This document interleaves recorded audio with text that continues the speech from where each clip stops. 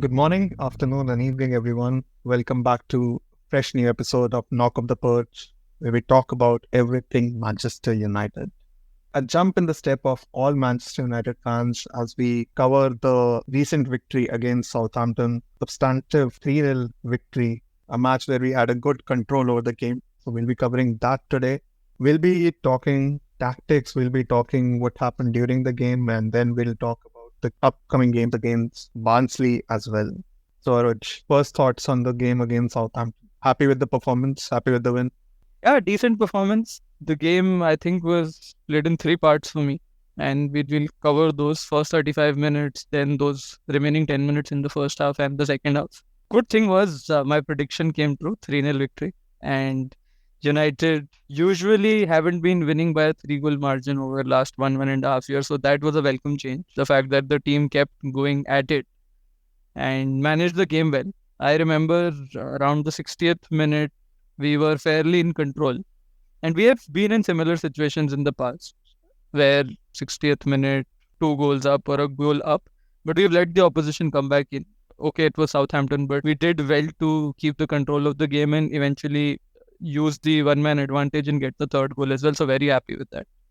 Ten Hag stumped us with the starting lineup, didn't he? We never could have thought Eriksen, as good a player as he is, never saw that coming, did we?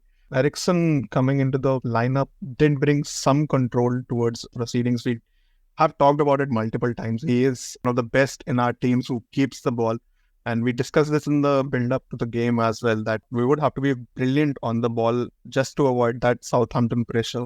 Southampton has been a possession-based side till now. And I think this was the first game in the season where they had lesser possession than the opposition. Some of it might have to do with the red card, but I don't believe the red card drastically changed the things. We were well into the game, good control into the game. You mentioned the first 35 minutes. United were under pressure the first 35 minutes. What do you think went wrong? Why do you think Southampton kept the ball as well as they did in the first 35? The Eriksen one in hindsight was a great decision. We were fixated on whether Casemiro will start or whether Ugarte will start. But I think it was a logical choice to not start Casemiro in this one, given the performance in the last one. And Eriksen, you can get 60 minutes out of him. So I think that was a good one.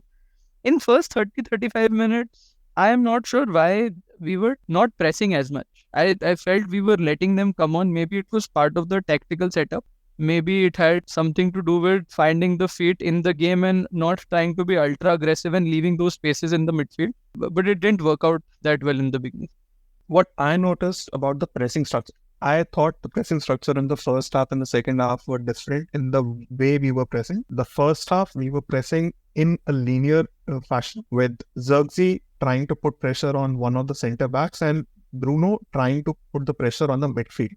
While what I saw in the second half was Zirkzee and Bruno going in tandem with the press, them both pressing the centre backs. So what I was noticing in the first 35 minutes was one of the centre backs could get out of pressure and release the ball into the midfield. And obviously, we have talked about the overload which Southampton create.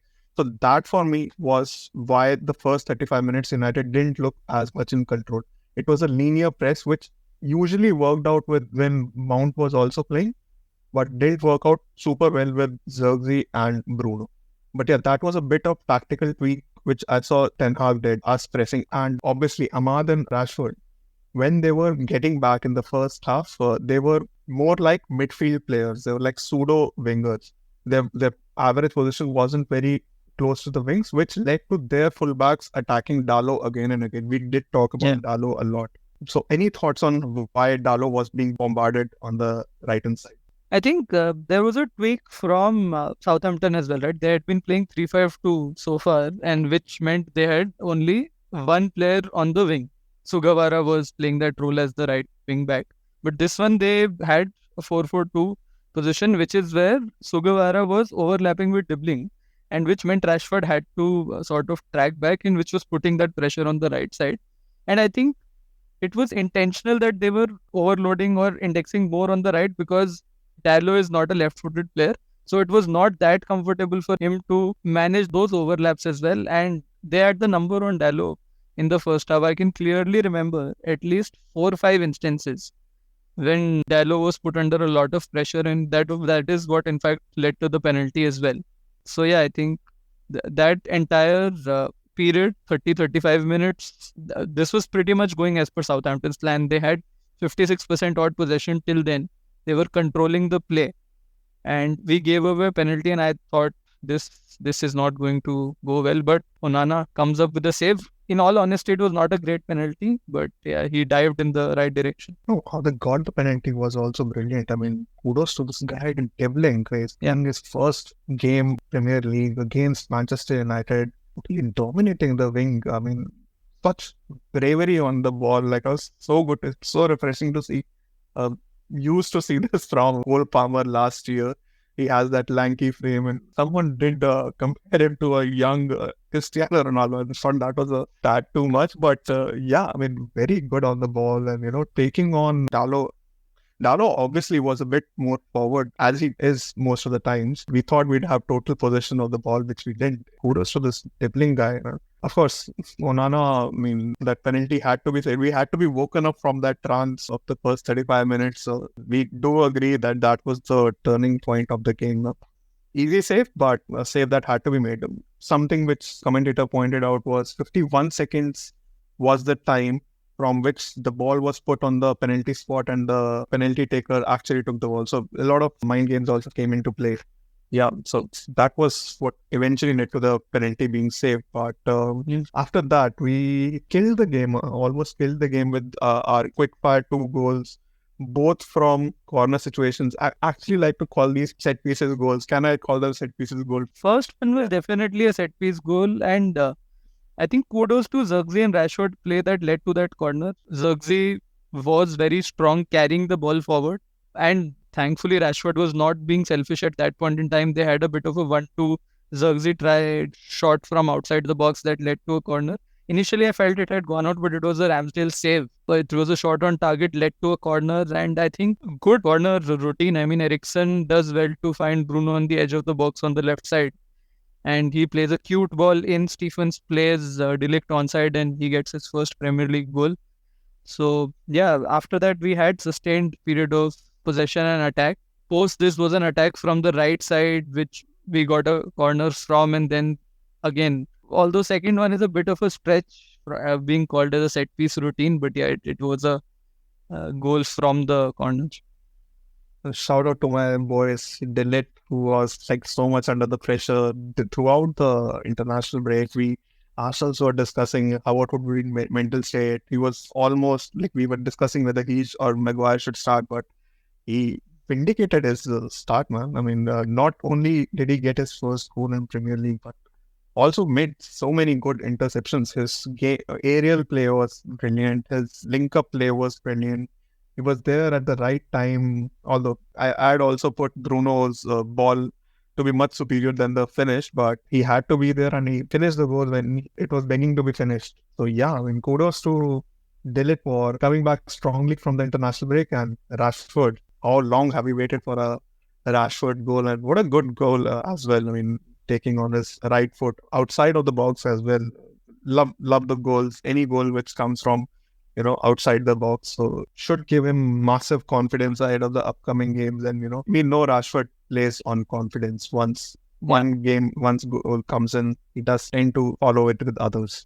Yeah, I don't want to get too ahead of myself here, and the very fact that Rashford did take that shot on rather than trying to find another pass, I think speaks a little bit about the confidence. Maybe there is some bit of confidence coming back, and I think Ten Hag has been backing him. There have been improvements in the intensity of play. He's been tracking back. He's been getting into the right positions.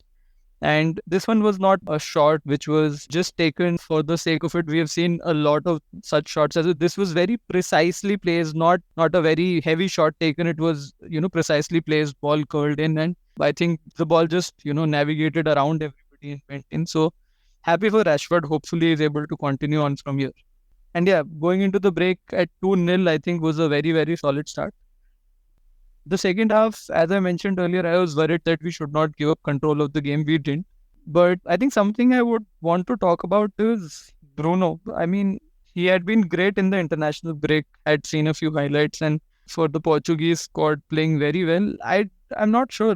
This one, although the assist for the delayed goal was brilliant, but apart from that, giving away the ball a few times, I just crave a little more control from Bruno. And I think that is what will give us a little more superior position in the attack as well. What do you think?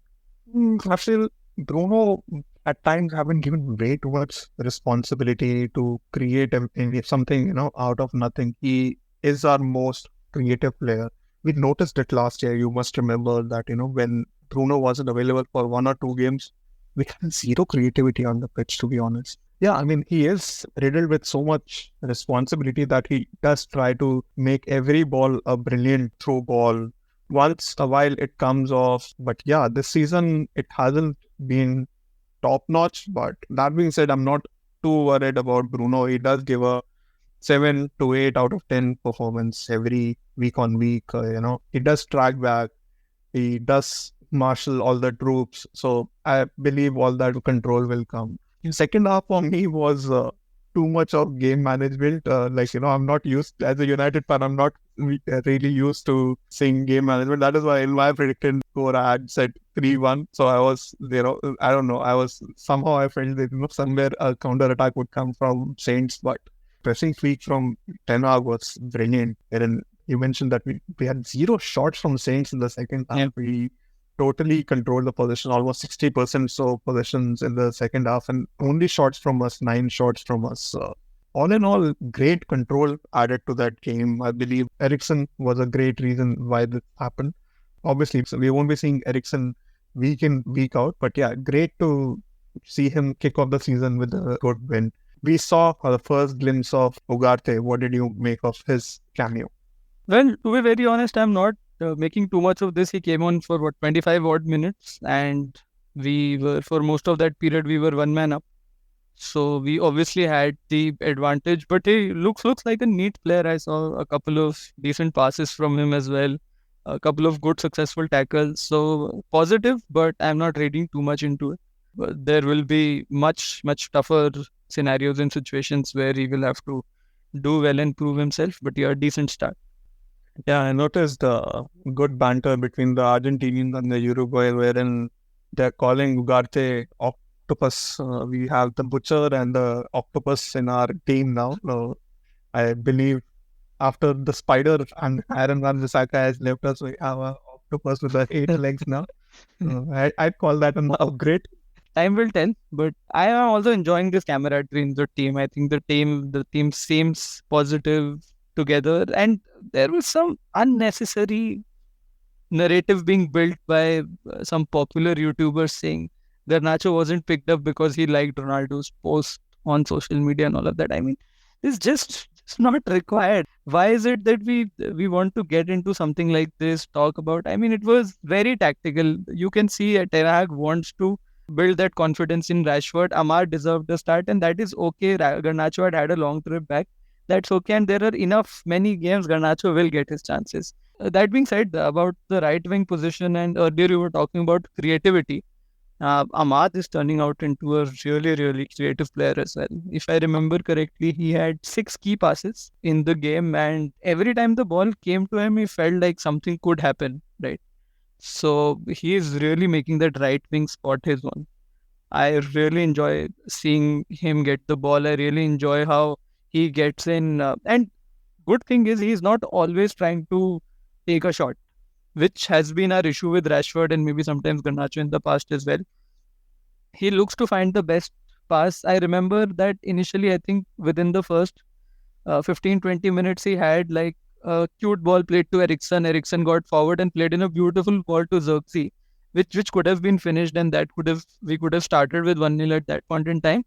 So I really like Ahmad at this point in time. I love our right wing, complete right wing in general right now. I mean, I can't believe Bayern Munich let a player like Mazraoui leave for 15 million, man. I mean, that's a steal. Seeing him getting forward and doing the right things, picking up the right pass, avoiding the right press, also defending as well. I think his defending part I've been noticing in the last couple of matches. We did see against Brighton and Liverpool, it was a bit lacking. He has upped his game a bit and, absolute steal for 12.5 million, to be honest. So yeah, I'm generally loving his link-up play with both Ahmad, the midfield players. And Ahmad also been brilliant on the ball. His game intelligence, like you mentioned, is on par with so many experienced wingers we see week in, week out in Premier League. I think we've covered most of the players. Licha and Manu, we haven't talked about. Licha, I think, had a solid game. Defensively, he was good. Building play from the back, I think we're finally, Licha is now settling back in after the limited pre-season. Especially, I think, with Eriksen available, he was much more confident in finding out that outlet. I'm not sure if it was Casemiro's presence, but I noticed multiple times Licha making those passes to Eriksen very confidently, and I think that was I remember one play where Licha passed to Eriksen. Eriksen found a beautiful long ball to Bruno, which almost led to an attack. So that was great. Kobe Menu, I think, had an average game. Interesting piece. He always gives about 7 out of 10 every match. His average game is also a good game for us. I thought he was found out a couple of times in position in the first half, but as the game progressed, as we had better of the ball, we saw him much more involved in the link-up play, much more involved going forward as well. I think man deserves a rest, to be honest. I don't think he'll get it. We don't have many bodies the midfield, but I hope he gets that very soon. We should talk about how we started the lineup and what was our finishing lineup. Injuries will not stop getting in our way, man. 3 injuries. What did you make of it? Yeah, hopefully they are nothing serious. Hopefully they are maybe just certain cramps and precautionary substitutions that Ten Hag made. And on De Ligt at least, I think Ten Hag later came out and said that it was more precautionary and a little bit of a cramp. So hopefully he should be okay. Obviously, the worrying factor will be Martinez and Mazarawi's injury situation. Hopefully, they can be back for the weekend and they can get some well-deserved rest in the midweek Carabao Cup game. We haven't heard any reports or any news coming out that the injury is serious, so that's a positive. But yeah, we need a sustained period where most of the squad players are available, and which is what will build rhythm into this team and squad. On that note, who was your man of the match? The official man of the match award did go to De Ligt. Who was your man of the match? I think he did enough to be crowned man of the match, was under immense pressure, came into the game, made some good interceptions, made some good clearances from the goal line, not exactly goal line, but yeah, close to the goal line as well. Got the first goal, which, gave us the confidence to go forward more. So yeah, I don't want to look any forward than De Ligt for this game. He was coming into his own as a Manchester United player. Yeah, I think he did deserve that award, but I shall shout out to Ahmad as well. I felt he was really good.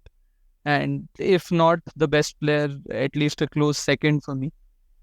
Brilliant. So that was it for the Southampton game. We move our concentration now to the next game in the English League Cup against Barnsley. This cup was our first cup, which was won by Erik Ten Hag. So I'm pretty sure he'll be taking all the games seriously. He doesn't fail to mention the cups he has won in the 2 years in any of his interviews. So yeah, we are expecting a few changes, aren't we, Roger? We saw a few injuries there. We have seen players who have been on the fringes of starting. I believe Anthony, Casemiro, and Ugarte all get their starts this match. What are your thoughts on the game? Yeah, so Barnsley, I think 2 leagues below the Premier League right now. I think they're playing in League One currently. They're in 7th position in the league. They have 10 points from 6 games. So I think it should be a comfortable game for us. It should allow some bit of experimentation on the team, some minutes to the players who haven't been starting as well. In fact, if it were up to me to influence the team selection, I would probably put Bayender in the mix as well. But knowing Ten Hag, I don't know how much of a chance he will take and rest Onana. But yeah, in the defense, I have a feeling Maguire and Evans could be our centre-back pairing, giving rest to both Martinez and Ligt.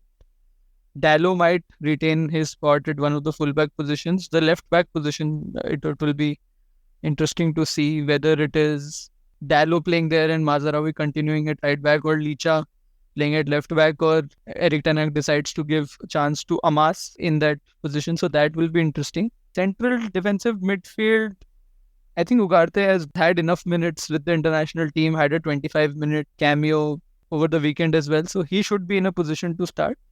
But I have a feeling Collier also deserves to maybe get some minutes. Could be as a substitute, could be as a starting 11, and Casemiro will always be in the mix. So I think between the three of them will be those two positions.